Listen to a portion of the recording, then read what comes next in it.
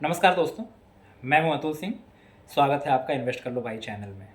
ज़रा सोचिए, अगर ये डॉक्टर कहे कि वो अपने आधे ऑपरेशंस में गलती कर जाता है, या एक पायलट कहे कि उसकी आधी उड़ानें गलत टेक ऑफ हो जाती हैं, तो क्या होगा?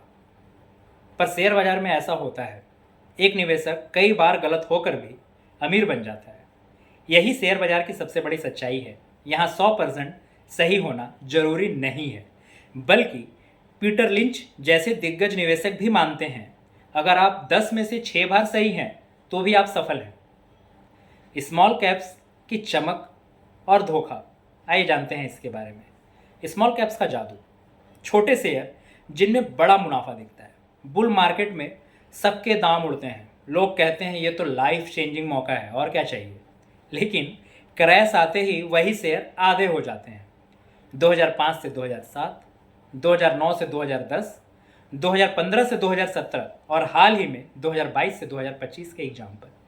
हर बार शुरुआत में स्मॉल कैप्स ने सेंसेक्स से ज़्यादा रिटर्न दिए, मगर क्रैश के बाद वही सेंसेक्स आगे निकल गया।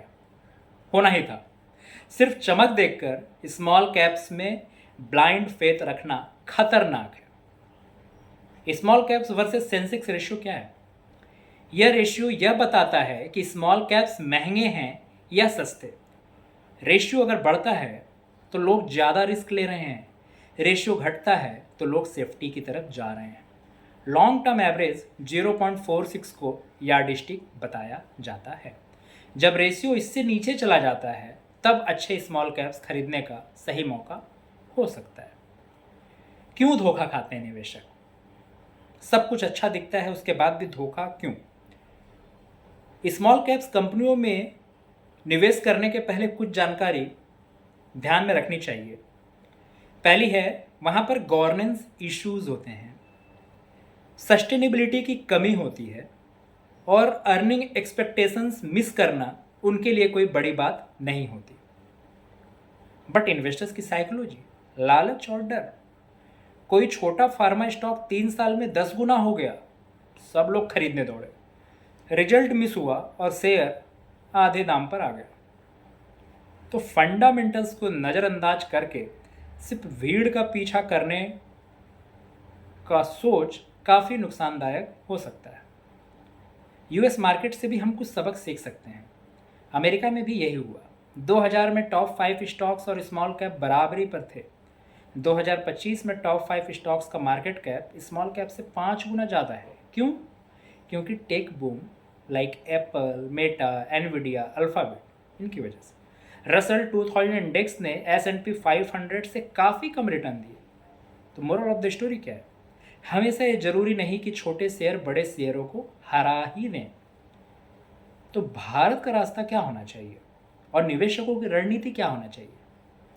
भारत में ब्लू चिप ग्लोबल डोमिनेंस की ओर बढ़ रहे हैं। Reliance, TCS, Infosys, HDFC bank जैसे जाइंट कंपनीज। तो small cap to Sensex ratio Bharat में भी हमेशा कम करें, ये जरूरी नहीं। यहाँ पर हमें डिसिप्लिन्ड अप्रोच की ज़रूरत है।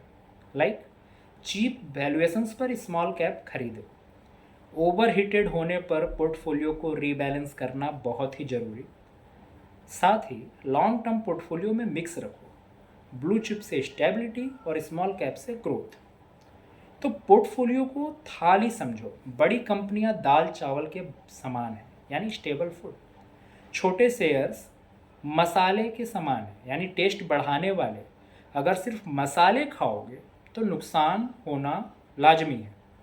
दोस्तों, शेयर बाजार में स्मॉल कैप सोने की चिड़िया भी हो सकते हैं और ट्रैप भी। कुंजी वही है, सही समय पर सही वैल्यूएशन पर निवेश करना। मत भूलिए, सेंसेक्स ने हमेशा लंबे समय में स्मॉल कैप्स को पछाड़ा है, इसलिए डाइवर्सिफाई करना ही समझदारी है। तो क्या भारत का small cap to Sensex ratio भी अमेरिका जैसा इररिलेवेंट हो जाएगा? ये देखने वाली बात होगी। आपकी क्या राय है? कमेंट में ज़रूर बताएं। और हाँ, हमेशा याद रखिए, शेयर बाजार में जोखिम है, मगर ज्ञान और अनुशासन से वही जोखिम आपका सबसे बड़ा साथी बन सकता है। और अंत में, यह वीडियो सिर्फ शैक्षिक जानकारी के लिए है। कोई फाइनेंशियल एडवाइस नहीं है। इन्वेस्ट करने के पहले अपने फाइनेंशियल एडवाइज़र से बात ज़रूर करें। तब तक के लिए धन्यवाद।